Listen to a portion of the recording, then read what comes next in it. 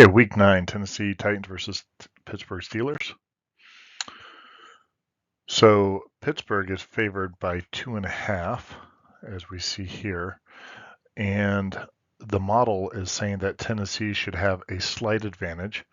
And if we come up here, we see that Tennessee has about a 57% chance of winning, which equates to the almost 2 point spread for Tennessee. And we come over and look at the raw numbers. It shows it's pretty close to even over here. We see a median score of 17 for Tennessee to 16 for the Steelers. So the models are showing that it's virtually even.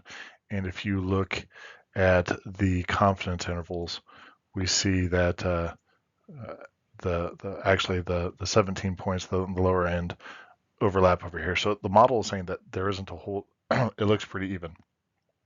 And then likewise, if I come down to the Bayesian adjustment, is it gives a slight bump to Tennessee. So again, this can be questionable. A couple of things I would point out is both teams have some injuries. For Tennessee, Ryan Tannehill's out.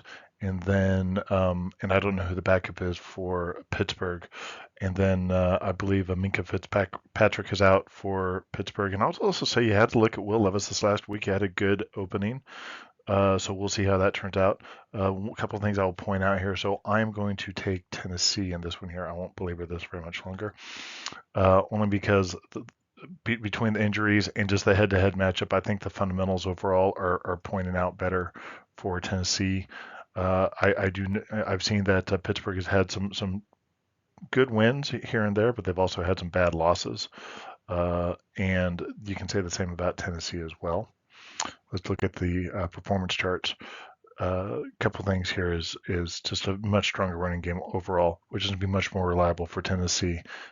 I see that a good passing game overall for Pittsburgh, but I'm not sure how that's going to play out with their starting quarterback, Pickett, being out overall, and if they don't have much of a running game to rely on. And then again, like I said this last week, Will Levis, he was able to show that he's able to pass the ball better than what some people had thought.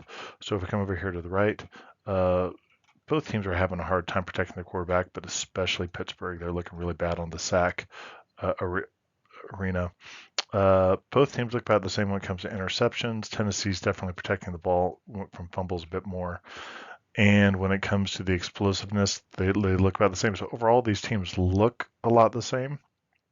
And so just given as how the backup quarterback situation looked better for Tennessee, and overall, I think some of the injuries look better for Tennessee than they did for Pittsburgh.